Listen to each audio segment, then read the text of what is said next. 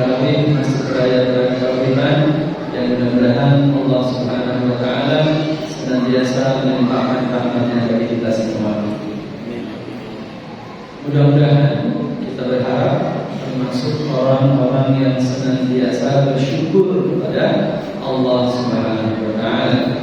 Sehingga salah satu doa yang sangat-sangat dianjurkan untuk dibaca agar Allah Subhanahu wa taala senantiasa membimbing kita, menolong kita untuk menjadi orang yang bersyukur adalah Allahumma a'inni ala dzikrika wa syukrika wa husni ibadatik. Ya Allah, tolonglah hamba agar menjadi orang-orang yang senantiasa berzikir, ingat kepada Allah, bersyukur kepada Allah, dan memperbaiki ibadah kepada Allah Subhanahu wa taala. Insyaallah mayoritas atau bahkan mungkin semuanya hafal doa ini dan mudah-mudahan bisa kita lazimkan setiap hari.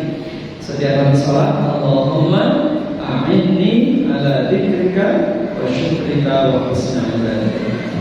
Salawat dan salam semoga tercurah kepada Nabi Muhammad sallallahu alaihi wasallam, kepada beliau, sahabat beliau, para tabi'in, para tabi'in dan seluruh Islam yang senantiasa berupaya meneladani. Jamaah rahimakumullah. Dalam surat Al-Isra ayat 3 Allah Subhanahu wa taala berfirman, A'udzubillahi minasyaitonir rajim.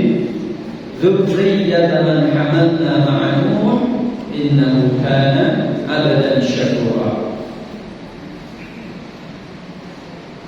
Dalam ayat ini Allah Subhanahu wa taala memberi julukan, memberi predikat, memberi pujian pada Nabiullah Nuh alaihissalam dengan sebuah julukan yang agung, yakni Abdun Syakur, Abdun Syakurun, atau dalam konteks ayat karena dia sebagai maf'ul bih Abdan Syakur.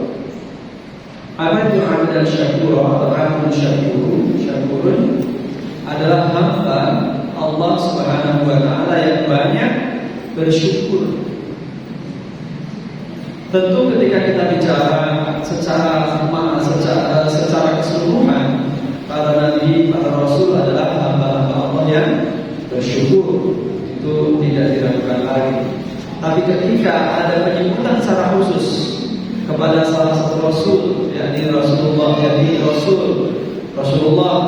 Nabiullah Nuh alaihissalam dengan sebutan Abdan Syakur, maka ada pelajaran yang kita bisa ambil dan kita teladani. Bagaimana beliau bisa ditakut, bisa diikuti, dijadikan sebagai hamba yang banyak bersyukur. Yang pertama, menurut para ulama, salah satunya adalah yang pertama, kata beliau adalah sebagai abdun, sebagai hamba yang telah menghabiskan, menggunakan mayoritas dari umurnya untuk beribadah kepada Allah Subhanahu wa taala, untuk mengabdi kepada Allah Subhanahu wa taala, untuk berbuat kebaikan. Sebagaimana kita ketahui, beliau berdakwah hampir 1000 tahun. 1000 kurang 50 berarti 950 tahun. Dibandingkan dengan umur beliau, beberapa riwayat itu 1700-an. Berarti 50% lebih beliau gunakan untuk berdakwah. Tentu sebelumnya pasti sudah menjadi seorang nabi, maka berarti kebaikannya sudah dilakukan sebelumnya. Tapi berdakwah, mengajak orang kepada syariat Islam, kepada tauhid, karena menurut beberapa ulama, ya, mulai ada kesyirikan. Jadi di zamannya Nabi Adam alaihissalam, di zamannya Nabi Idris alaihissalam, orang jahat ada, orang yang bermaksiat ada, tapi belum ada orang yang menyembah selain Allah. Belum ada kesyirikan. Belum ada orang yang menyembah patung, menyembah. Sehingga ada yang berpendapat atau sebagai pendapat, Rasul yang pertama dimulai dari Nabiullah Nuh alaihissalam. Maka meneladani Rasulullah Nabiullah Nuh adalah dengan yang pertama, kita mengoptimalkan waktu yang kita miliki. Tentu kalau yang sudah kita nggak bisa kembali lagi, ya. Kalau yang usia 30, 40 baru sadar lalu dan baru baik, ya sudah, yang lalu tidak mungkin diulang lagi. Tapi intinya memaksimalkan waktu yang ada untuk berbuat kebaikan adalah salah satu teladan yang bisa kita ambil dari Nabi Nuh alaihissalam. Dulu ketika di pesantren, guru kami ada yang memberikan semacam simulasi, ya. Ada yang memberikan semacam simulasi untuk mencoba mengkalkulasi secara kasar. Kami waktu itu termasuk orang-orang yang sehari-harinya seberapa banyak berbuat baik dan seberapa banyak berbuat buruk. Tentu dengan kalkulasi kasarnya, ya, menurut istilah kita masing-masing. Jadi kami pagi semalamnya sehari sebelumnya dibekali dengan satu kantong plastik yang ada isinya, ada yang pakai kelereng, ada yang pakai batu-batu kecil. Kemudian dinasihatin oleh guru itu, oke, mulai besok, mulai nanti malam tidur, begitu bangun tidur, kamu coba jujur pada diri sendiri, ya. Kamu lakukan apa saja dan kamu jujur ini baik atau tidak. Kemudian nanti coba hitung. Gimana caranya? Misalnya nih, nanti kamu tidur, kemudian bangun tidur, baca doa, sholat subuh misalnya, maka sholat subuh berjamaah atau sendiri, atau berjamaah di kamar, di ruangan, atau berjamaah di masjid, itu sebuah kebaikan. Maka ambil kelereng atau batu hijau dari plastik, masukkan ke kantong sebelah kanan. Gunakan untuk sehari itu pakai baju dan celana yang sama. Masukkan ke kantong sebelah kanan. Lalu kemudian nanti setelah sholat subuh lalu mandi, ketika mandi itu kadang ngisengin teman tuh, kita di pesantren kadang iseng sama teman ketika mandi. Ngisengin teman berarti kejahatan, keburukan. Ambil satu batu, masukkan ke terus berangkat ke sekolah, Bismillahirrahmanirrahim, kebaikan, masukkan ke kantong. Terus jadi mencoba mengkalkulasi secara kasar. Termasuk misalnya, ya, kalau ke kantin, ya kan, terus ngambil bakwan 5, hilangnya 3, nah, itu keburukan juga. Ambil kantong sebenarnya. Nah, begitu di malam hari sebelum mau tidur, coba hitung lebih banyak mana batu yang di sebelah kanan, kantong kanan, dan batu sebelah kiri. Ada teman-teman itu ada yang ya macam-macam gitu, ya. Ada yang hampir sama, ya kan? Ada yang keburukan sebelah kanannya lebih banyak di sebelah kiri, tapi juga tidak sedikit yang sebelah kirinya kantongnya lebih penuh daripada sebelah kanan. Nah, teman-teman yang seperti ini yang terakhir ini kemudian saya coba bayangkan, ini baru sehari kamu itu baru ini, ya, baru kalkulasi kasar dari kamu. Itu saja sudah defisit, sudah kurang. Bagaimana kalau seminggu, bagaimana sebulan, setahun, dan seterusnya. Belum lagi kalau yang kamu anggap sebagai sebuah kebaikan, entah sholat, entah apa itu, kamu melakukannya ikhlas atau enggak. Wah, itu disortir lagi kan. Jadi bayangkan, kalau kita mau jujur pada diri sendiri, maka boleh jadi kita mengalami defisit setiap hari. Maka tidak tidak mengherankan kalau misalnya salah satu sahabat pertama, sahabat Umar bin Khattab, pernah menasihati, hasibu anfusakum qabla an tuhasabu. Hitung-hitunglah diri kalian sebelum kalian dihisab. Ya, ini teladan yang pertama. Teladan yang kedua, dari kebaikan yang dilakukan oleh Nabi Nuh alaihissalam yang berusia 1700 tahun itu, 950 diantaranya adalah mengajak orang berbuat kebaikan. Artinya apa? Kalau kamu pengen masuk surga, jangan pengen masuk surga sendiri. Ya, aku kan soleh, aku gak pede kalau ngajakin orang lain, aku gak pede kalau. Nah, ini namanya orang yang dalam tanda kutip, ya, ada yang juga ibadahnya egois, pengennya masuk surga sendiri, gak mau ngajak-ngajakin teman. saya kan bukan ustaz. Bukan harus ustaz. Semua umat Islam dengan kapasitas masing-masing harus mengajak kepada kebaikan dengan kapasitas masing-masing. Tinggal yang diketahui. Supaya apa? Supaya kewajiban wa tawassaw bil haqq wa tawassaw bis sabr bisa kita lakukan. Apalagi ada motivasinya kan? Coba kalau kita kenal istilah investasi, apa itu passive income, ya dalam ekonomi ada passive income, maka di pahala juga ada pasif pahala. Apa itu? Ketika kita mengajak orang berbuat kebaikan, maka kalau orang itu melakukan, dalam hadisnya, man dalla ala khairin falahu ajrun mithlu ajri fa'ilihi. Barang siapa yang mengajak kepada kebaikan orang lain dan orang itu melakukan kebaikan itu, maka orang yang mengajak dapat pahala sebanyak orang yang diajak tanpa mengurangi pahala orang yang diajak itu. Jadi kalau kita ngajak 10 orang, 10-10-nya melakukan kebaikan, kita kan banjir pahala, income pasif. Jadi, dan itu kalau lakukan sekali, 2 kali, 3 kali terus sampai nanti dia wafat, melakukannya kita terus mengalir pahala. Maka izinkan di forum ini, gitu ya. Mungkin pernah disampaikan oleh Ustaz juga sebelumnya. Mohon maaf sebelumnya. Ini kejadiannya itu hampir di setiap bulan puasa dan terutama di awal-awal yang dilakukan oleh memang wajah-wajah baru ya. Tapi setidaknya bagaimana caranya kita. Sering kali pertama subuh, karena subuh itu habis sahur sehingga masih pada masih mana. Begitu mau masuk jadi terhalang. Kenapa? Karena banyak yang sholat di depan pintu. Sholat sunnah itu berjejer baris di belakang banyak banget.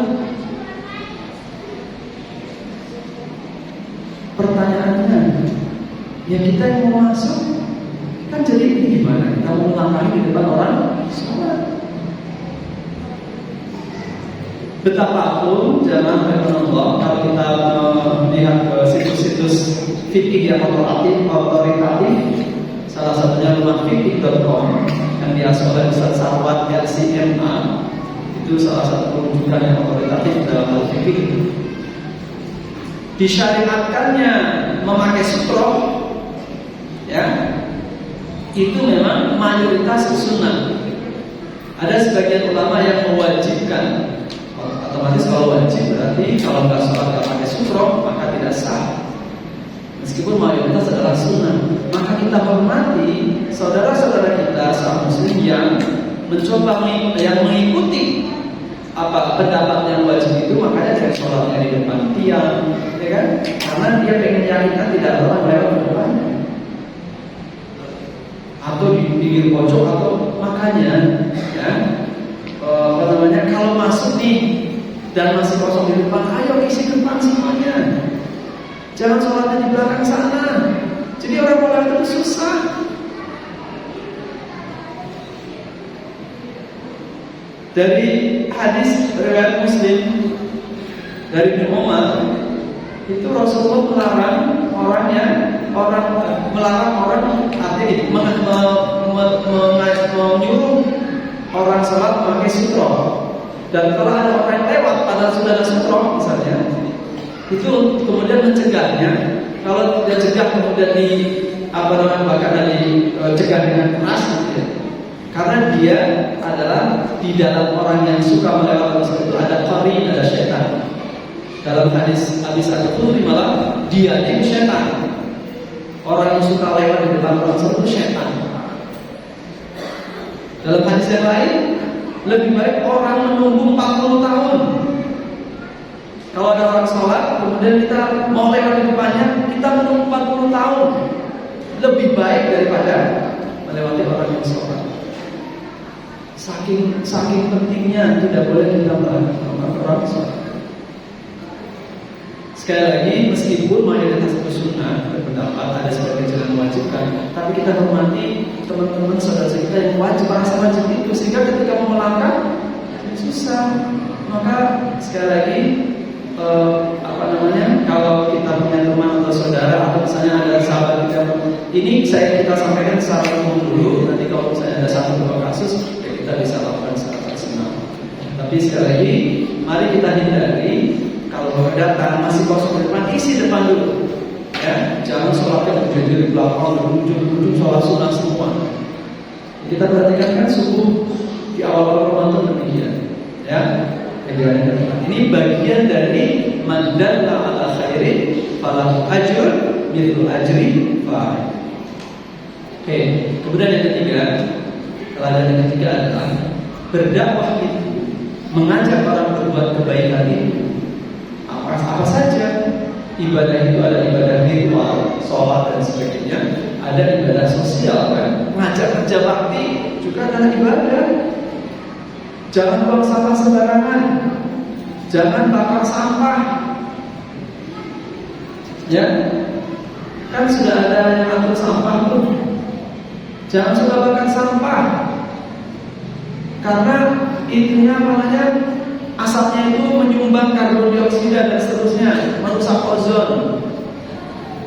Belum lagi kalau tetangganya kadang ya, itu kezaliman yang kita nggak sengaja ya.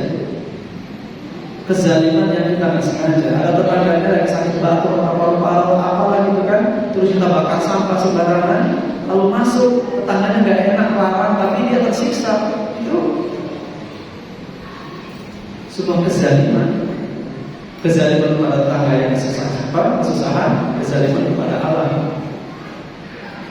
Sehingga ya mari kita bijak mengelola sampah. Misalnya gitu, jadi mengajak orang membuat sampah, mengajak untuk mengelola sampah dengan baik, itu juga sebagai bagian dari dakwah. Yang ketiga, berdakwah itu jangan menuntut ideal. Kondisi apapun jangan sampai melemahkan semangat kita berdakwah. Coba bagaimana rasanya menjadi Nabiullah Nuh alaihissalam. Beliau berdakwah, mengajak orang kepada tauhid, mengajak orang kepada kebaikan, mengajak orang kepada menyembah Allah. Istri beliau termasuk orang yang tidak mengikuti dakwahnya. Coba rasanya gimana Ustaz? Terus istrinya termasuk yang balelo gitu ya. Tapi sebagian besar telah mengatakan jangan kita berpikiran ketika istri Rasulullah, istri Nabi itu Nabiullah Nuh, Nabiullah Yunus, itu pun kita punya gambaran istri yang terhadap misalnya kurang baik, ya kurang baik, suka melakukan ini, suka dan sebagainya. Bukan itu yang dimaksud adalah durhaka karena tidak mau mengikuti dakwah tauhid. Tapi tetap sebagai wanita terhormat, sebagai wanita dia terhormat. Bukan jangan kita memikirkan dong perempuan ini suka jual diri atau nauzubillah. Tidak, nggak mungkin Rasul punya istri seperti itu. Tapi bahwa istrinya tidak menjawab atau tidak mengikuti dakwahnya Nabi Nuh maupun Yunus. Coba kita di satu sisi kita kepada orang-orang wanita, tapi istri di rumah tidak ikut. Nah, tapi kondisi tidak ideal itu pun tidak menghentikan langkah Nabiullah Nuh alaihissalam. Sehingga ya kalau kita sekarang menyimpulkan dari teladan Nabiullah Nuh alaihissalam dalam bersyukur, untuk kita juga bisa mudah-mudahan kita kan bangga ya kalau seandainya Allah memasukkan kita sebagai hamba-hamba yang bersyukur. Satu tentu banyak kriterianya, tapi dari paling tidak bisa kita ambil 3. Yang satu, maksimalkan usia yang ada untuk senantiasa berkebaikan. Lalu yang kedua, kebaikan yang lebih baik adalah kebaikan yang menyertakan sekian banyak orang atau lebih baik orang lagi. Dan yang ketiga, kondisi-kondisi tidak ideal jangan sampai menurunkan semangat kita untuk beribadah. Mudah-mudahan dengan 3 teladan ini Allah Subhanahu wa taala memasukkan kita dalam golongan orang-orang yang bersyukur. Demikian semoga kebaikan kebenaran dari Allah Subhanahu wa taala. Kesalahan dari hamba sendiri dari kami, mohon maaf dan mohon kepada Allah. Billahi taufiq wal hidayah. Assalamualaikum warahmatullahi wabarakatuh.